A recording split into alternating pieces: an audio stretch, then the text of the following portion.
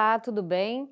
Eu sou Irisane Vieira, professora de língua portuguesa, e estou hoje aqui para contribuir um pouquinho com o teu crescimento pessoal, ok? Sai aí do TikTok, né, um pouquinho, para de assistir aí todas as séries do Netflix e vamos dar um pouquinho de atenção aqui sobre esse assunto que é muito importante, variação linguística, né? Para que isso serve? Onde é que eu utilizo isso na minha vida? Então é importante que você fique atento ao que nós vamos falar hoje aqui, com uma forma bem nocional, porque cada item desse ou cada eixo de variação caberia uma aula, mas nós vamos aqui, de uma forma mais sucinta, tentar colocar para você a importância de todo esse assunto e como é que ele se dá, como é que ele acontece na nossa vida. Isso é importante para o teu crescimento pessoal, é importante na prova do Enem, porque entre as questões sempre tem uma questão de variação linguística e também para qualquer concurso público que você vá fazer na sua vida, ok? E o que é isso? Você já se perguntou por que você passa uma vida estudando língua portuguesa se você é falante nativo da língua? Você não sabe falar português? Você não sabe escrever português? Como assim?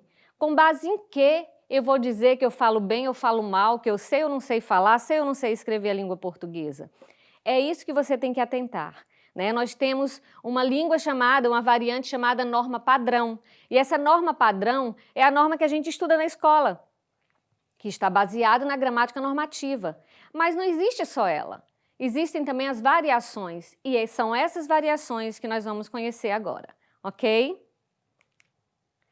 Variação linguística são as diferentes formas de manifestação da língua, a qual se adapta aos diferentes grupos sociais. Nós sabemos que os grupos sociais são inúmeros no nosso Brasil e sabemos também que a linguagem ela é viva, ela é dinâmica, ela não é estática e por isso ela se modifica com o passar do tempo, ela se modifica em dois grandes eixos, que é o eixo temporal e o eixo espacial. E nós vamos ver isso agora. Por que estudar variação linguística? Compreender e usar a língua portuguesa como língua materna, geradora de significação e integradora da organização do mundo e da própria identidade. Além do que, nós adquiriremos algumas habilidades ou capacidades que nos levarão a determinadas competências, tanto para a interpretação de texto, quanto para a produção desses textos, e principalmente a adequação da linguagem a determinadas situações comunicativas, que são elas: relacionar as variedades linguísticas às situações específicas de uso social, ou seja, eu não uso a língua do jeito que eu quero na situação que eu quero. Cada situação requer de mim um uso específico da linguagem. Outro, reconhecer os usos da norma padrão da língua portuguesa nas diferentes situações de comunicação, que aí entra a questão da gramática normativa, da língua ou linguagem que nós aprendemos na escola. Quais são os tópicos da nossa aula de hoje, então? Nós falaremos sobre os 5 eixos de variação linguística, que são variação histórica, variação geográfica, variação sociocultural e variação situacional. Começando agora pela variação histórica ou diacrônica, lembrem cronos, tempo, que é a variação que a língua sofre com o passar do tempo. Não é de uma vez, não é abruptamente, mas gradativamente essa mudança vem acontecendo. Como, por exemplo, o português medieval e o português atual. Temos aí o exemplo da vossa mercê, você mercê, até chegar em você, se, e, na linguagem da internet, o veio ser, que quer dizer você. Temos também algumas gírias de antigamente, né? E algumas palavras que caíram em desuso, não se usa mais. Já pensou hoje pândego, janota, pacóvio, né? Recôndito, estupendo? Não se usa mais. Não são mais palavras usuais na nossa língua. Vez ou outra se utiliza numa norma muito culta da linguagem, mas se você utilizar isso no seu dia a dia, vai parecer que você é de outro planeta. Concorda? E algumas gírias também que, com o passar do tempo, vão se modificando. Pagar mico, meu chapa, isso é massa, carango, também que é bem antigo. Algumas permanecem, outras já se modificaram e não permanecem mais. Então, essa variação é chamada de variação histórica da língua. Um exemplo também bem bacana é esse modos de xingar. Já pensou? Biltre, o quê? Biltre, sacripanta. Traduz isso para o português. Traduzo coisa nenhuma. Além do mais, charro, onagro. E o que isso quer dizer? Biltre é um indivíduo vil, desprezível, canalha. Sacripanta, pessoa desonesta e desprezível. Charro, diz-se do que é desprovido de qualquer finura ou refinamento. Um bronco, grosseiro, rude ou tosco. E onagro, o jumento selvagem, nativo dos desertos da Ásia. Olhem só, essa linguagem é a linguagem de variação histórica. Mas agora nós estamos vendo aqui a variação geográfica, também conhecido como diatópica, né? Tópico de lugar. Então são as variedades linguísticas que sofrem a influência do espaço geográfico que ocupa. E ela é bem interessante porque a gente consegue viajar dentro do nosso próprio país e nos sentirmos um próprio poliglota da língua portuguesa, né? Porque nós temos dois tipos de variação dentro dessa variação geográfica, que a primeira é do sotaque, óbvio, que a gente percebe à medida que a gente viaja, né? Lá no sul do país não se grita gol, mas gol do Brasil, não se toma leite quente para não estragar o dente, bah. Então, barbaridade, tchê. Já no Nordeste, o bichinho, o D, o ti e o di, né, são pronunciados de forma bem diferente, né? E a gente dirige o carro de Tia Josi para todo lugar que a gente vai.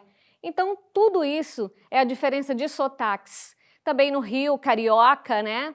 O S é bem chiado, assim como Manaus também, que tem muito chuvisco e só se vira à esquerda, né? Pará. Então, a gente vai percebendo a riqueza da variação linguística no nosso próprio país. Não só de sotaque, mas também no próprio léxico, no próprio vocabulário, onde a gente vê que algumas expressões ou várias expressões são utilizadas para definir uma mesma coisa. Variação geográfica regional, ou também tem a variação urbana e rural. E aqui vamos ver um pouquinho do mineirês.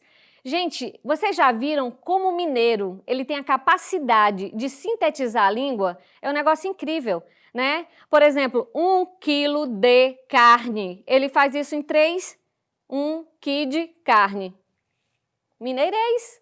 Então, eles têm essa capacidade de sintetizar e é uma variação lá da região. Temos aqui o texto, por exemplo. Quando é hora de comer, nós come. Quando é hora de beber, nós bebe. Quando é hora de dormir, nós dorme. Quando é hora de amar, nós ama. Quando é hora de trabalhar, aí nós fica no Facebook, né? No TikTok, no Play. Menino, sai do PlayStation agora, né? Dá um tempinho aí, fica aqui com a gente para aprender um pouquinho de variação, ok? Temos também aqui outro exemplo de variação linguística, que é o gaúcho chega aqui para o baiano e diz: bate, então este é o teu escritório e esse aqui estás ocupado? E aí ele responde: oxe, oxe, e não tô não, brode. Tô aqui compondo as músicas para o carnaval. E isso aí é variação geográfica. Nós temos ainda algumas palavras, né, para designar as mesmas coisas, como abóbora, jerimum e moranga, né? Aqui no Acre é jerimum, mas lá para o sul é abóbora, moranga, né? Assim como a macaxeira. Lá em São Paulo é aipim, no Rio é mandioca e no Acre, macaxeira, a nossa macaxeira. A variação também acontece em outros países e em outros países que falam a língua portuguesa, como o caso de Portugal. Aqui no Brasil, o que nós chamamos de cimento, em Portugal é betão, né? Bicha, em Portugal é fila. Aqui se utilizava para designar o homossexual, porém esse termo ficou depreciativo e não se usa mais, ok? Continuando mais um exemplo de variação geográfica, né? Um médico atendendo uma pessoa da zona rural, onde ele diz: a dor começa acima do cumbuco, vai subindo até os meios das pazes e responde aqui na titela. Aí o médico está com o dicionário na mão, tentando entender essa linguagem regional. Variação sociocultural ou diastrática, que vem de extrato social. Essa variação aqui ela é bem interessante, porque ela inclui diversos grupos sociais, tá? No meu tempo, eu não sei hoje, né, se tem o grupo dos emos, né, dos góticos, mas ainda deve ter, né, dos rappers, tantos outros, né, das tribos urbanas chamadas. Cada grupo desse possui uma linguagem específica. E essa linguagem indica a identidade desse grupo. Isso é muito interessante. Como a língua e a linguagem está interligada à questão da identidade pessoal e coletiva de um povo. Temos também os jargões, né, que está relacionado aos grupos de profissionais. A gente sabe que aqui na TV, na rádio, né, tem uma linguagem específica. Os médicos têm uma linguagem específica, os professores têm uma linguagem específica e assim por diante. Sabemos também que a variação do nível de escolaridade. E aí é uma coisa que eu quero pegar bem direitinho, porque Carlos Banho, que é um linguista, ele escreveu um livro chamado Preconceito Linguístico. O que isso vem nos trazer? Né, um ensinamento sobre não ter preconceito com o outro, sobre essa questão de falar certo, falar errado. Existe o falar certo e falar errado? Olha só, linguisticamente falando, desde que você estabeleça comunicação, não. Existe adequado e inadequado. É como um guarda-roupa, né? Se eu chamar você para ir comer uma pizza, você não vai chegar lá no restaurante de paletó, gravata, porque vai causar uma estranheza, né? Você pode até ir, mas é adequado? Não é adequado. Então, assim como a gente se utiliza do guarda-roupa para utilizar a roupa correta para determinado evento, a língua também é do mesmo jeito. Eu não posso usar o que eu quero, da forma que eu quero, onde eu quero, porque vai gerar uma estranheza. E isso, à medida que eu tenho um nível de escolaridade, também me impõe essas mudanças, ok? Então eu não posso aqui ser preconceituosa com a pessoa que diz nós vimos, nós fomos, viemos, moro no tranquedo, né? Porque acontece na fala. Talvez essa pessoa não tenha tido a mesma oportunidade que você teve de escolarização. E aí eu não posso ser preconceituosa com ela. Mas eu aprendi diferente, eu aprendi de uma outra forma, então eu vou fazer da forma que eu aprendi. E isso é importante, é bem interessante. Temos também a variação de gênero e de idade. Uma criança não fala como fala um adolescente e o adolescente não fala como um adulto fala. E assim por diante. Assim também como nós temos a linguagem religiosa, né? O evangeliquez, que a gente conhece, misericórdia, está amarrado, né? Então tudo isso fica na bênção. Tudo isso são variações socioculturais, que estão intimamente ligadas a essas questões de profissão, classe social, nível de escolaridade, até mesmo esportes, tá? Tribos urbanas, idade, gênero e religião. Outro exemplo é um médico, né, que vai dar um diagnóstico para o paciente e ele diz, de acordo com o laudo, você está com um processo de intumescência resultante de uma lesão inflamatória e necrose subcutânea. O cara, meu Deus, vou morrer, né? No quadrinho seguinte, que não deu para a gente colocar aí, ele diz, não, você está apenas com um furúnculo. Entendido? Mais uma. Isso aqui é uma linguagem técnica que nós chamamos de jargão, muito utilizada pelas pessoas que são profissionais da área das mídias sociais, que estão ligadas à tecnologia. E a variação situacional? Que variação é essa? Ou diasfásica? Dependendo da situação, eu vou adequar a minha linguagem, vou adequar a minha fala, né? Já pensou? Um juiz, por exemplo, ele vai falar da mesma forma que ele fala lá no júri, lá no tribunal, em casa com a família? Nananina, não. Isso aí não é adequado. Então, em casa ele vai falar de uma maneira, vai se portar de uma maneira, e lá no tribunal de outra. Então, aqui a gente vai falar do nível de formalidade e informalidade da língua. Quando eu falo com meu amigo, eu falo descuidadamente, né? Vem cá, vamos aí, beleza e tal. Mas quando eu vou para uma entrevista de emprego, eu não posso dizer assim, bora lá. E aí, tudo bem? Tá ligado? Ok? Não dá para ser assim, né? Então, essa adequação que é fundamental na utilização da língua, tanto para que eu compreenda os textos, quanto para que eu produza os meus textos, adequando a situação de comunicação. Linguagem informal, um exemplo de linguagem informal. Fala, garoto, beleza? Rola um cinema hoje? Cadê o Pedro? Você viu ele? Me faz um favor? Nós sabemos que na gramática normativa, aí o você viu ele, né? Você ouviu? Me faz um favor, ninguém nunca iniciaria uma frase com o pronome me, seria faz-me um favor. Então é isso, gente. E agora o nível de formalidade, a linguagem formal, eu já diria bom dia, tudo bem com o senhor? Senhor também já é um pronome de tratamento que demonstra um certo distanciamento, uma certa formalidade. Querem ir ao cinema hoje? Onde está Pedro? Faça-me o favor de chamá-lo? Isso é formalidade. Então, eu tenho que adequar. Já imaginou um professor doutor num seminário falando, e aí galera, vamos lá iniciar? Não é adequado. Não existe o certo e errado. Não é que você fale certo ou fale errado, escreva certo ou escreva errado, mas todas essas situações precisam estar adequadas à situação comunicativa. Temos um texto aqui que é bem interessante como exemplo disso aí, de variação linguística. O gerente diz, boa tarde, em que posso ajudá-lo? Isso numa ligação telefônica, tá, gente? E o cliente, estou interessado em financiamento para compra de veículo. Gerente, nós dispomos de várias modalidades de crédito. O senhor é nosso cliente?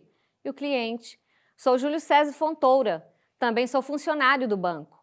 E a gerente, Julinho, é você, cara. Aqui é Helena. Você está em Brasília? Pensei que você ainda estivesse na agência de Uberlândia. Passa aqui para a gente conversar com calma. No enunciado, na representação escrita da conversa telefônica entre a gerente do banco e o cliente, observa-se que a maneira de falar da gerente foi alterada de repente devido a quê? A adequação de sua fala à conversa com um amigo, caracterizada pela informalidade. B. A iniciativa do cliente em se apresentar como funcionário do banco. C. Ao fato de ambos terem nascido em Uberlândia, Minas Gerais. D. A intimidade forçada pelo cliente a fornecer seu nome completo.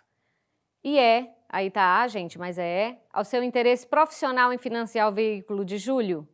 Obviamente a resposta, letra A. Nós vamos ficar por aqui, tá? Agradeço muito a atenção de vocês, espero que vocês estejam aqui novamente na nossa próxima aula acompanhando. E eu tenho um desafio para você que está em casa. Lá na plataforma Eduque, e o endereço vai estar aqui, vou colocar para vocês. Na plataforma Eduque, tem atividades relacionadas ao conteúdo que foi visto aqui. Então eu espero, galera, que você vá lá, que vocês vão lá, que vocês façam essa atividade, ok? E também tenho mais um desafio. Cria mapas conceituais, é uma forma de você aprender o conteúdo.